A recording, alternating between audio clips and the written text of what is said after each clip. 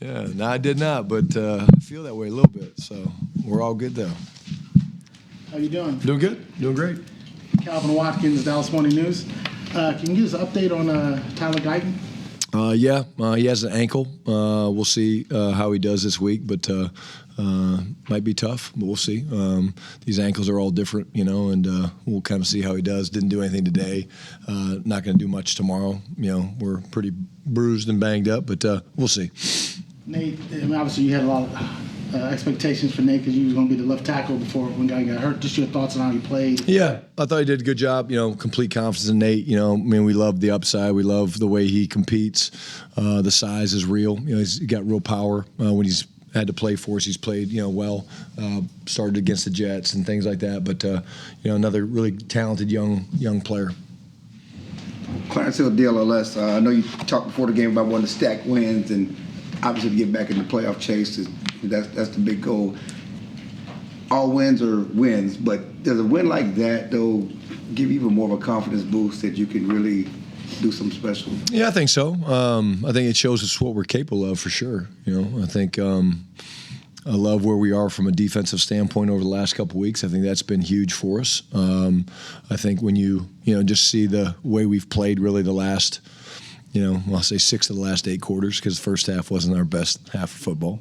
But more than anything, I think it's the confidence that the team has. And again, played really well against the Raiders really for most of the game, and the ability to bounce back. I think that confidence is more important for me than, the main objective is to win. We expect to win, but there's a lot that we can draw from that game with how we won and how we ended up finding a way to make the plays when we had to make the plays and get the stops when we had to get the stops. And, we know we have put ourselves in a position where you got to keep stacking wins. And this week will be no different, very difficult against a very good team in Kansas City. This team is certainly the defense has been maligned, been stopping the run, pass, whatever. But the way you played the run the last 2 weeks, is it as simple as Quinnen coming in, or is it the 5-man front? What is it? What's been the difference? Yeah, a little bit of both. It's a lot of things, actually. I think, the 5 down fronts have been really good for us. Quinnen's an incredible player. I think the fits have been a lot better. We've talked about that at length for the past, I think, 6 or 7 weeks. Is some of our fits and stuff weren't really off, and we've gotten better with our eyes. We've talked about how we wanted to train the linebackers' eyes a little bit differently. I think we're starting to get that done. But, we've gotten a lot of guys healthy, too. Again, I can't talk enough about our safeties with Malik and Dono, and those guys, they do an incredible job helping to secure the front, when they're dropping in there. So it's not as simple as one player. Great team defense is exactly that. It's team defense. One more thing. The 3 different tackles had the most snaps of anybody in the front step, but I don't know if that's even heard of, because usually linebackers and certainly the secondary, but the fact that you leaned on those 3 guys and their snap count was higher than linebackers, higher than anybody on the edge, that just tells you how you lean on those 3 guys up front. Yeah, they're good players, and we want them out there. And, again, a lot of people have said, well, how are you going to play all those guys? You got 3 elite defensive tackles, and there's ways to do it. And the rotation was really good. Whitecott does a great job with that. But, our job is to play our best players. And I think we shown that we're going to do that. And, again, they've rewarded us with some really good play over the last 2 weeks. Brian Todd Archer with ESPN. You knew about Quinnen, the player, when you got him. Guys after the game were talking about what he was like at halftime and getting guys going and things like that. What have you learned about him that way in the 3 whatever weeks he's been here? Yeah, it's ever present, Todd. It really is. It's just nonstop him investing in guys and talking to guys, and the leadership jumps off the jumps out of the meeting room. Just the way you watch this guy interact with his teammates and the way he holds himself accountable, the way he teaches the young guys. Like there was a moment against the Raiders, where he's talking to Azaraku and guys like that. Like that's what you want. You want these veterans, whether it's Dak, Quinnen, Clowney, CD, whoever it is, you want these veteran guys leaning into some of the younger players and sharing some of their wisdom, because a lot of playing this game is feel. And these guys that have played the game at a high level for a long time, they feel the game differently than these young guys that are trying to do exactly what we tell them to do or exactly what the playbook says to do. And there's a feel to playing this game as well. And so he's a terrific young man. I know his faith is really important to him, and we're just thrilled to have him. And then you alluded to it a little bit last night after the game, but what does the Chiefs organization mean to you, the family, your time there, high school football, all that kind of stuff, to play against them? Yeah, I think I hold the Hunt family in such high regard. They were so good to us, when we were, when my dad was coaching there. I was there for 1 year with him. But just even the way they, looked after my dad after he was, sick, I think that means the world to me. Lamar and Norma and my parents had a very good relationship. And, they just, I can remember that stadium, the first game my dad ever coached there, 1988, I think. There was like 21,000 fans there, Todd. And he turned it around. They turned it around as an organization. And then it became what it is today, which is, Arrowhead is packed, and you drive in and there's the tailgating. And so I remember that first game coming from Cleveland being like, man, this is different, because Cleveland was always sold out, and when we went to the first game in Kansas City, I don't remember who it was against, but I remember thinking, this is different. And then, of course, when you have the success that they had, it was it's fun for me to look back on that. But incredible people in the organization, and they're a lot like this organization. It's family first. Well, if Clarence can have three, I'll take three. Sure. Hard Knocks gamers. Although you didn't say hello today. Yeah. Right, that's my bad. Yeah, it's fine. The Hard Knocks gamers, or what? Now that they're here, what is that? You remind guys, hey, they're around, or how do you deal with all that? Yeah, I told the guys on Saturday. I said, hey, just a reminder when we come in here on Monday today. I said the Hard Knocks guys will be in here. The partnership with NFL Films, and the league, and just the stories that they're able to tell, I think is really cool. And I've done it. I lived the let's go get a GD snack with Rex. I was there for that, and I did. I got a damn good snack. I was hungry, and I just told these guys, hey, look, we're proud of what we're building here. Be authentic, be who you are, and I think these guys do a great job of telling the story. And I said the guys that play to the camera, and there were some back in the day, I said they're not going to use it because it's going to come off as phony. So we don't change who we are. We're proud of who we are and what we're building. But I did tell the guys, and again, we're used to cameras around here.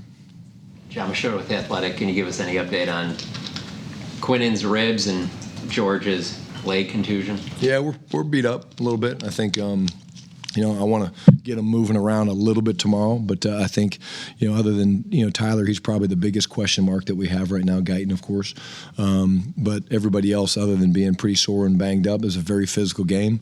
When I watched the game, I was really excited about how we attacked in our play style. Like, that's what we want to have. And I know the clip of Elijah's gone viral, I guess, and deservedly so. Incredible play. But, the Sam Williams fumble, we showed that to the team today, just the pursuit of that, and then K9 falling on it. But I thought our team played very, very physical, and you're going to be beat up a little bit when you play that way.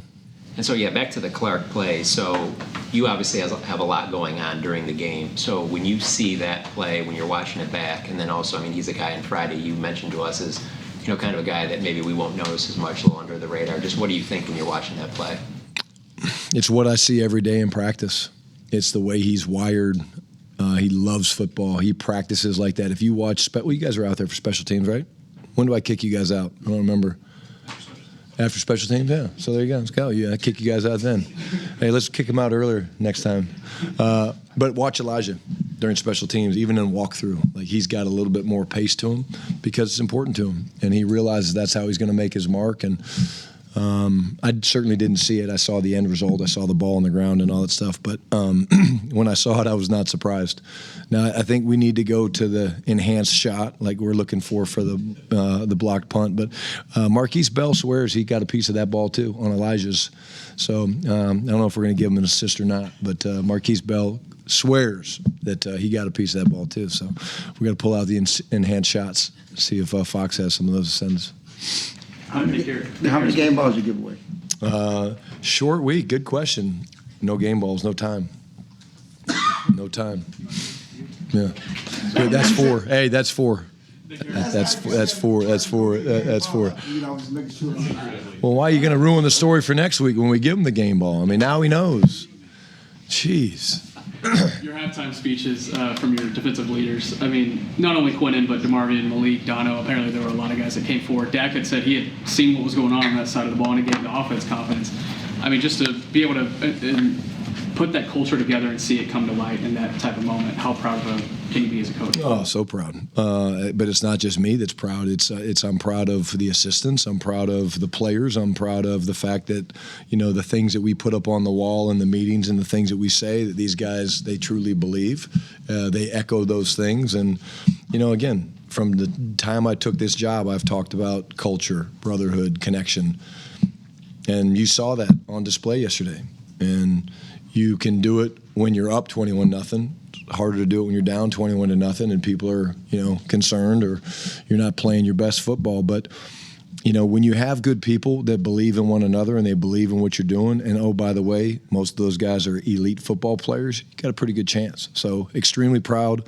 And again, I can't say it enough. The impact that these veterans can have on these young guys is so important, because the young guys will be the veterans in a couple years, and that's where we're trying to take this thing, because we want to do what? Sustain success and pursuing championships. Yeah, kind of along those same lines, how much during the offseason when you guys were acquiring guys like Kenneth Murray or Javonte Williams, how much of that was the idea of like, hey, let's make sure we get the right veterans in here as well to foster?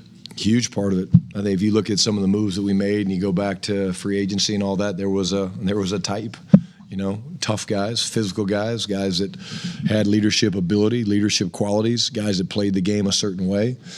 You know, and then you see us making moves for guys that do that as well. There's a type, and you know, certainly with football teams, you're going to have all types of personalities, but there's a personality type in terms of the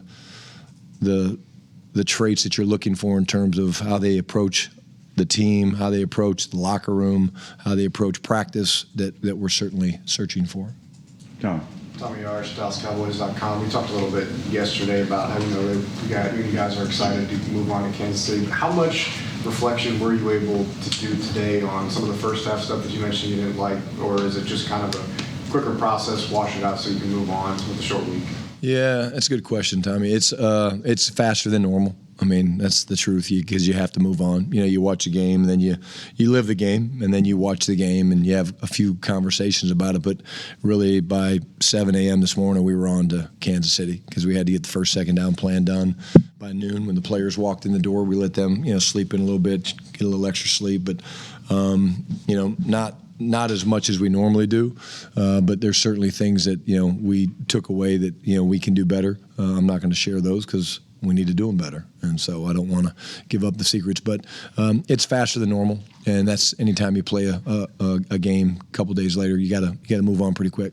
You mentioned the veterans pouring into the younger guys. Do you see any like tandems or something like that where younger guys noticeably kind of soaking up everything that one of your veteran players has to say, and kind of how that's paying off? Excuse me. I'm trying to think. You know, it's different with everybody, I think. You know, early on it was, you know, I think Clowney with Ezeraku. Now I think, you know, Donovan's doing a great job. He's leading people. And I've kind of challenged Book and Easy, that I said, hey, you know, this team wants and needs your leadership. You guys were brought here. You guys have those type of leadership traits. You're not rookies anymore. You know, they've earned the respect of the veterans. They've earned the respect of the coaching staff. They've earned my respect. And it was great after the game, because Book was obviously, everybody was excited. But, you know, he loves that matchup. You know, he loves going against Jalen Carter. And but, you know, we're trying to bring it out of all those guys. And sometimes, you know, the rookies need just a little bit of persuasion. Like, come on, now you can lead. And they both have done that over the past couple weeks. Joe. Joe White, Dallas Morning News. DeMarvion Overshown had 2 significant injuries early on in his career, but seemed his positivity and perspective never wavered. How rare is that? Incredibly rare. because again, what we don't see, I don't see, you guys don't see, is the thoughts you have in your mind when you lay down at night after a long day of rehab and it's sore or it's hurting or people are questioning you and people are saying you're not going to come back, and there's so much stress that goes into these young men's lives about, is he going to get back, what's it going to look like? And I'm blown away by his mental toughness, his grit. We call it competitive stamina, because he's never wavered. No one has attacked rehab as hard as he has, and I think that's why you're seeing him, back probably earlier than most people thought and playing at a high level. With that in mind, and just knowing the injuries he's had and what the talent he showed, just how much do you want success for him in sustained health? Oh, yeah. I mean, I want it for all of our guys. But he's certainly a guy that he's earned the right to have the incredible career that he's going to have. He's going to have an incredible career. Agent Zero will be out there for a number of years wreaking havoc on football teams that we play. And, again, he's not the only one. But, again, you cheer for those guys because you tell them it's part of your journey. It's a little bit of a setback, but it's going to make the story all the more sweet. Scholar. Skyler Dixon with the AP. For the record, according to the play-by-play, Marquise got an assist, but Elijah got full credit for it. Okay. So he was right. Marquise was right. Okay. All right. I'm going to write that down. He gets an assist. They don't give out assists very often, guys. I'm going to write it down. He's got an assist. He'll be excited to know that. I'm going to tell him you said that, Skyler.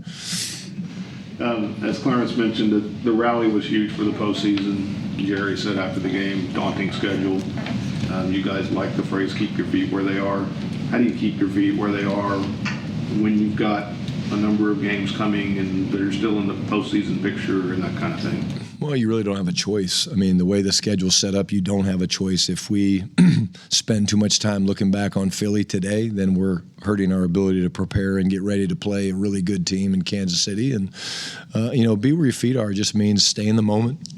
Today's really a Monday, but it's a Wednesday, and as soon as I'm done with you guys, I got to go do third down and all that stuff. So it's late nights, and the players are sore and grumpy, but they'll bounce back and they'll be ready to go. But it's a good way to be, because whether you're sitting here at undefeated or you're sitting here where we are at 5-5-1, it's the process that matters. And the process is, hey, you take each day one day at a time, each game one day at a time, because every game is a championship opportunity. And I think when you do that, it's easy to just kind of trust the process and take it one step at a time. Garrett. Garrett Podell, CBS Sports. Hey, Brian, Jalen Carson went kind of in and out. See you, buddy. Yesterday's game, what's his status? I'm sorry, I was distracted. Jalen Carson, he went in and out of yesterday's game. Kind of what's his history? Yeah, he's okay. Some dehydration stuff. He had some cramps. We'll just kind of help him get a better plan for that. But again, nothing we're concerned about. And then with going into this week against Patrick Mahomes, kind of what is your approach against a quarterback like that, who many believe is the best? Yeah. Try to mix it up the best we can. I mean, he certainly has proven the ability to win the big game, and incredible player. The ability to improvise is incredible. The arm talent's incredible. So, we have to affect him. And how do you affect him? You affect him different ways: pass rush, changing the looks. But he's seen a lot of football, so be a great challenge for our defense. But again, it's going to come down to the teams on both sides of it, and we look forward to the matchup. Brian, Ali Jawan, DLS Cowboys. Just any updates with Trayvon Diggs? I know we've got 4 games now, and eligible return. Yeah, he's doing better. Again, one of the issues this week. Again, we'll see how everybody does, but short weeks a little harder. But he's doing everything we've asked, and has a really good look on his face. And I talked to Trey today actually, and he feels really good. John. Brian, Jonah Javad with WFAA. Heading into your first Thanksgiving game as a head coach, just curious if any of that crosses your mind as being, the man of a football family and, being around it your whole life. Does it add any extra juice for you this week? I don't think so. I love having my family around. We've got a bunch of people in town just because of my mom actually came to her first game this weekend, yesterday. So she's 1-0, so she's allowed back.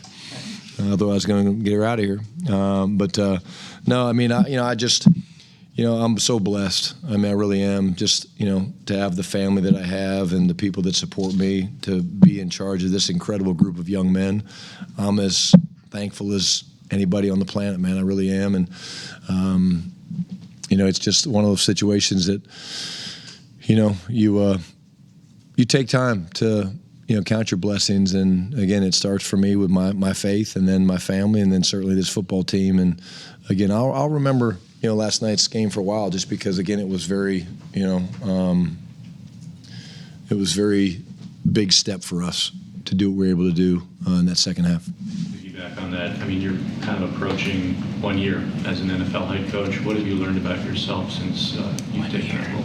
Oh, man, you should have asked that question at the beginning of the press conference, because there's been a lot of things. I think the number one thing I would say is that I believe, and I say this humbly, I was ready for this opportunity. Why? I knew what I wanted. I knew what I was made of. I knew the type of young men that I wanted to coach and be around, and I feel really good about the coaching staff we put together. There's certainly been things that have come across my desk that I had no idea how to deal with. Just say that, being honest. And I either leaned on my contacts and trusted advisors, or I trusted my instincts and my gut. And I think one of the things that my pops probably gave me from being around the game my whole life is my instincts for how to lead people are pretty strong. And, I think that I do trust and listen to my gut a lot. If I'm torn, I kind of listen to what my gut tells me. Good. Thank you. Thanks, guys.